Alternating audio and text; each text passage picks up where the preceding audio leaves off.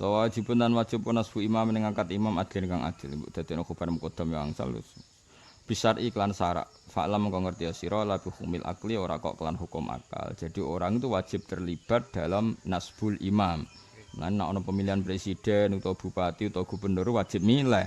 Lah nek ora ana sing saleh ya milih sing aqallu dararon apa aqallu dararon. Misale kowe ning NTT kandidat kok kafir kabeh, ya milih sing aqallu dararon bil muslimin apa aqallu dararon bil muslimin tapi tetap wajib milih. Jadi misalnya ngene ya ning NTT misalnya. Calon gubernur kok kafir kabeh utawa non muslim kabeh. Iki ortodok. Orientasine gedhekno gereja. Sing iki Kristen sekuler. Ora roh gereja, pokoke rohe sama-sama bangsa Indonesia. Wong Islam wajib milih sing iki.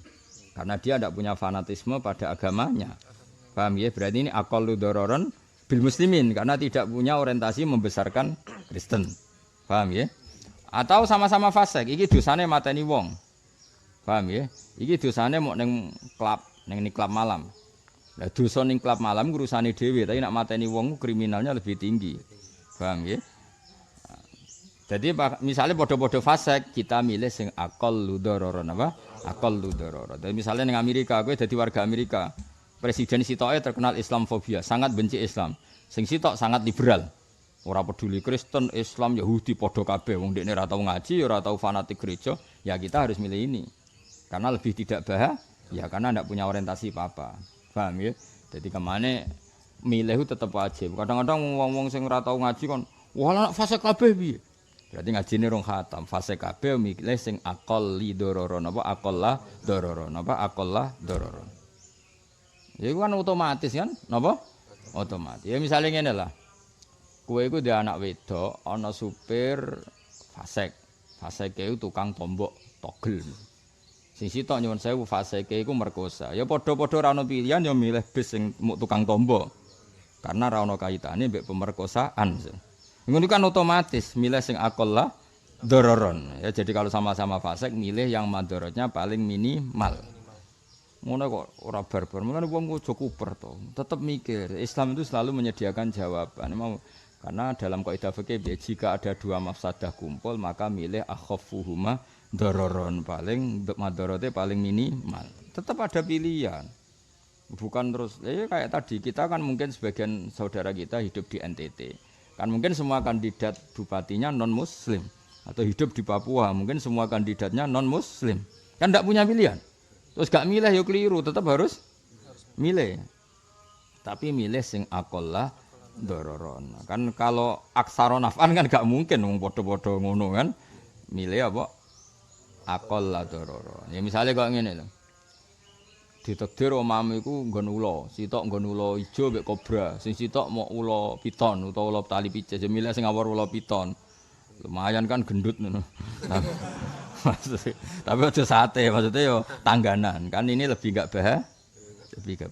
Lah tak mangan aku Gus ora doyan mau piton yo mikir kan. Tapi kan awal kobra utawa ula ijo lebih bahaya.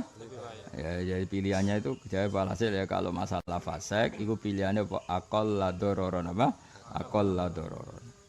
Fale samangka ora ana apa nasbul imam ruknan iku termasuk rukun yuk takodu kang den yakini apa nasbul imam fiddin dalam agama.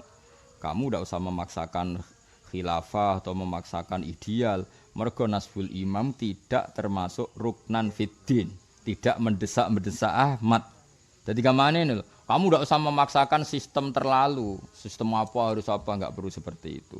Karena nasbul imam itu laisa ruknan yu'taqad fiddini. Mulane kados Mbah Mun nggih fleksibel.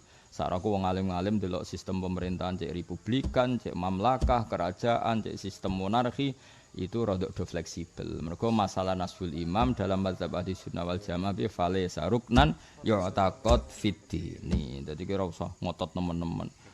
Falatazi mongko aja melenceng sira an amri sang urusane ad-din al-mubini kang jelas. Dadi sing ra rukun agama aja mbok tenani nemen-nemen ora termasuk rukun nek gegerem gak karuan. Biasa wae napa? Biasa wae. Nah, illa bi kufrin kecuali salah imam nganti kafir fambidan mongko buak sira ahdaw ing ahdal kafir. Pawa monggo te Allah yakfina iku nyukupi sapa wae ing kita adahu ing pilarane imam utawa pemimpin wahdahu halis wijine Allah. Allah piyambak sing bakal menolong kita. bi ghairi hadza kan saliyane kekafiran la yubahu ora oleh apa sarfuhu mecat imam wale salan ora ana sapa imam yuzalu den pecat sapa imam in uzila lamun ilang wa wasfuhu status sifate imam. Jadi misalnya ngene kowe milih bupati utawa milih gubernur pas mbok pilih iku nyuwun sewu gak zina gak narkoba gak korupsi paham ya ternyata di pertengahan jabat dia korupsi. Nah itu kalau dalam kaidah sunnah tidak harus dipecat meskipun boleh tapi tidak harus. Paham ya? Tidak harus. Karena apa yang mengharuskan dipecat kalau dosanya sampai kufur.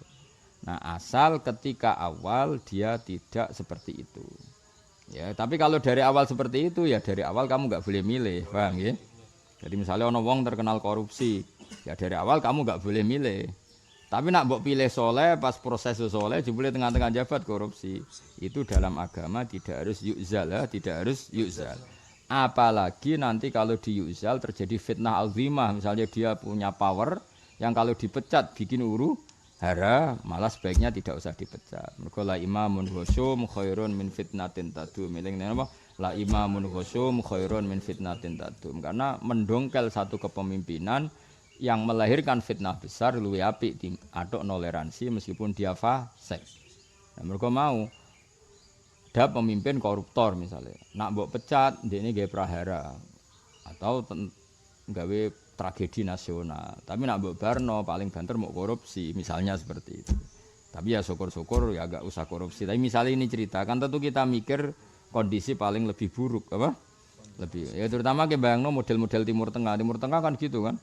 Misalnya daerah-daerah tertentu ya Saddam Hussein lah dulu zaman cerita Saddam Hussein yang jangan semua Timur Tengah Saddam Hussein lah sudah yang contoh.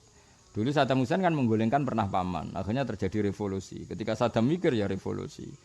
Artinya gini, setiap satu pemimpin tidak ideal digulingkan, kan melahirkan tragedi. Kayak Libya dulu, orang kecewa dengan pemimpin sebelumnya. Dikudeta Pak Gaddafi kan, Pak Gaddafi dikudeta, terus akhirnya Libya sampai gak berbentuk negara sampai sekarang. Artinya kalau nuruti ideal, malah sebuah negara itu gak punya pemimpin. Mendingan korupsi lah, bengak-bengok lah, sementing dia pemimpin. Karena kalau digulingkan malah kelasnya tragedi apa? Tragedi. Mulai santri yang ngono, zaman akhir mondok kudu kafet khusyuk ngene-ngene. Iku masalahnya nak borusin ning pondok, iku malah ngegeng tok ndi-ndi. Ojo bandingno Imam Syafi'i ora zamane. Paham yo? Dadi kampane nak ra mondok luwih ngeri. Tapi nek mondok aja bayangno ideal terus kok Imam Syafi'i, Imam Malik, bocah kok aware. Zaman akhir kok bayangno ngono, wis keliru. Terus bapak elang bayangno ngono iku yo luwih keliru. Wong eling turunane sapa? Bapake dhewe iku bapake lho maca juz samae ra iso. Bareng anake ra hafid ngamuk. Yo dekne dhewe latihan ngapal Al-Qur'an. Men kula kepengin wali murid tau setor kula, ben ra nuntut anake nemen-nemen. Angger ra tau setor ngono iku. 4 tahun kok ra hafal. Lah jenengan wis dak tahun ra hafal blas. Aneh-aneh. Nak babi ku bela santri yakin boleh. Oh nganti mati tak bela nak babi. Kadang wali murid yo ora tau diri yo. Karuan dekne ora iso maca kitab. Yai, anak kula mun saged maca kitab ta ora? Padahal mondhoke 7 tahun. Mun jenengan maca pesolatan. Ndek dhewe maca pesolatan Jibril ra iso anake kon maca muin apa gledek tanpa harokat. Aneh-aneh. Ngono jenenge ra tau diri yo. Kula nate guyon tak kenang tenan, guyon ilmiah. Kula nate sak ruangan. Hanya beracara umum sak ruangan. Sak ruangan ambek desane Pak Kures. Ada Habib Husain, ada Habib Ali. Habib Husain mertuane Mbak Najwa. Ono Habib Ali banyak pisan-pisane Pak Kures. Mau guyon tok pancen wis bar acara guyon. Guyon paling menarik itu ada yang ajudan dulu teman akrabnya Gus Dur. Ketika Gus Dur presiden, presiden. Guyon tok Habib guyon. Mahathir Muhammad kan jadi PM itu umur 90 tahun, Singkat cerita ada seorang Malaysia diomongi mbek bapake. Anak ini ketika masih SMA, "Nak, belajar yang benar biar kamu pinter nanti jadi perdana menteri kayak Mahathir Muhammad." Anak ini akhirnya kuliah S1 doktor. Doktor sampai umur 30 tahun, 35 tahun dia sudah doktor. Bapaknya umur swidak. Bapaknya umur ternyata pas bapaknya umur swidak Mahathir Muhammad jadi perdana menteri umur 90 tahun. 90 tahun Mahathir jadi perdana menteri lagi kan, kemarin kan Perdana Menteri tertua di dunia kan Mahathir. Makanya termasuk yang inspirasi Pak Ma'ruf Amin, jabat itu, ono sing luwih tuwa. Anake gentenan, bapake iki lho, "Pak, Belajar yang benar biar nanti kalau 90 tahun jadi PM enggak Pak Mahathir. Bapak wasem manis. Karena masih mungkin kan? Bapak wis tidak tahu, wis watuk-watuk dikandani. Pak, kalau jadi orang tua belajar yang benar, biar pas tua banget jadi perdana menteri kayak Pak Mahathir. Mergo dekne mangkel wis dokter, udah dokter gak jadi perdana menteri. Akhirnya diamuk Pak Bapak itu. Paham ya, Pak? Bang to gak? Kadang-kadang wali murid kudu dikandani, kok ngono mau targete berlebihan. Kudu tobat wong ora usah ngono, wis pokoke ya nak target ya oleh ambisi ya oleh tapi ya ngoco le. Zaman akhir anake karep ya mondok, ya lanyah, ya bener, ya saleh. Ya wis jenengan Pak sing mondok kono, pokoke berlebihan ngono. Tapi sing ngomong jo kowe, nek wis ngomong dosa sok ladap. Aku kiyaine sing ngomong, nek pancen berlebihan targete. Aneh-aneh wae napa? Aneh-aneh. Masalah pemimpin ya padha ngono. Wong pemimpin zaman akhir wong ora nabi kok ya pemimpin ya saleh ya sayang rakyat ora tau salah. Ki iku gawe syarat bupati ta syarat dadi nabi. Ayo takok. Paham? Aku penting pemimpin saleh ora tau salah peduli ya kowe gawe syarat dadi bupati apa syarat dadi nah dadi bupati wis pokoke asal umume wong ngene ora usah berlebihan. Mulane nek kita alisuna piye ora oleh dipecat asal saleh ora nganti kafir. Maksudnya itu terutama tadi ukurannya apa? Kalau dipecat malah terjadi praha. Ya terutama kayak cerita di Libya. Orang dulu kan ketika membayangkan golekan Saddam kan urusan selesai karena Saddam Hussein dianggap oleh musuhnya sangat biadab. Setelah digolengkan ternyata revolusi sampai sekarang Irak itu enggak berbentuk sebagai negara. Rata-rata kan gitu kan kepenggulingan pemimpin rata-rata Pak kayak yang Syria kan orang kecewa dengan Bashar Assad mau digulingkan. Bashar Assad enggak mau. Akhirnya kan Syria sampai sekarang kan enggak berbentuk negara saking kreditnya. Beda andai kan ya sudah seperti itulah enggak usah dijelaskan panjang lebar walhasil mau kula ini nerangno kenapa akidah Ahlussunnah seperti ini illa bi kufrin fam bidzanna ahdahu fa wa yakfina adzahu wahdahu bi ghairi hadza la yubahu sarfuhu wa laysa yu'zal in uzila wasfuhu. Jadi kalau ada salah-salah yang selain kafir, apalagi salah itu bisa dimaafkan atau salah itu lebih ringan ketimbang kalau ada revolusi chaos, maka kita harus menoleransi. Mulane wa hadza ma'ali Ahlussunnah wal Jamaah kama alihil qaidah yuktafaru fid dawam ma la yuktafaru fil ibtida. Nah iki dalil Mbah Mun al imamul khusyum khairun min fitnatin tadum. Imam sing lacut utawa pemimpin sing lacut sing fasik luwih apik timbang fitnah berkepanjangan. Elinge napa al imamul khusyum khairun min fitnatin tadum. Bahwa imam fasik is fasik-fasik sithik iku luwih gampang kita toleransi timbang nak digolengno jadi praha. Ini contoh paling gampang Syria sama Libya. Itu kayak apa orang merindukan pemimpin adil bareng digolengno sing fasik malah terjadi chaos. Chaos terus panjang. Sama alhamdulillah kita dadi ahlussunnah apa wal jamaah sing duwe paham apa al imamul khusyum khairun min fitnatin tadum. Ya maulah misalnya ke bojo cerewet ngene-ngene wae sabari wae. Luwih lara status duda wis dah ngandel. Kowe pegatan. Terus meneh wong pegatan dititeni lho mek rondo-rondo. Iki dhisik di bojo ayu, cerewete dipegat. Sampeyan aku nang dikonokno. Kan terus ribet kan? Akhire wong terus trauma, mbek raimu trauma. Mergo pamane pegatan ping pindho, ping telu wong kan nggih padha wong wedok kok sering dipegat sing lanang. Wong liya ape ngawin kan yo mikir. Kabeh wong lanang ra kuat. Ya tapi nek kowe sabar, kan paling banter mau diujar-ujari tok. Tapi metu-metu kan gagah, di bojo duwe, anak piro? 5. Padahal sering tukaran dia anak, itulah istimewanya kami. Anak keren kan? Tukaran terus tapi anake wae. Wan jos apa? Jos. Wis termasuk keajaiban dunia kan malah keren. Ya paham ya, dadi wong yo mikir sing luwih ekstrem. Ya padha kowe endi? Atuk Joko tua asal untuk bojo asal wedok. Ya atuk untuk bojo asal wedok. Timbang golek ideal, akhirnya ra entuk.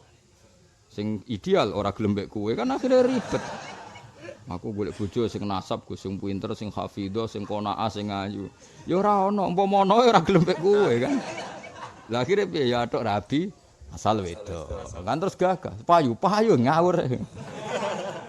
Ya cuma ana yo aja resepsi, mari wong dosa. Iya kan? Waduh eleke resepsi agar wong delok ngenyak, agar wong delok ngenyak. Ah mari dosa, cara ngene mari dosa. Mari wong komen apa? Komen. Dadi ribet. Biasa wae wae rapi. Supaya mati esuk ya mati. Rasa undang-undang kanca ya mati. Sing wae mlebu neraka ya mlebu. Sing kok wae swarga ya swarga. Ning swarga malah lali kanca, sakit widadari malah ra buta kanca. Nah, yang dibojo ning donya wae elek cerewet ning swarga widadari akeh malah lali apa? Kanca. Ning neraka tambah lali siksa. Dadi sine wong gampang lali mon sampe ngandel kula. Neraka ya lali kanca, ning swarga ya lali kanca. Ya jajal lah wis.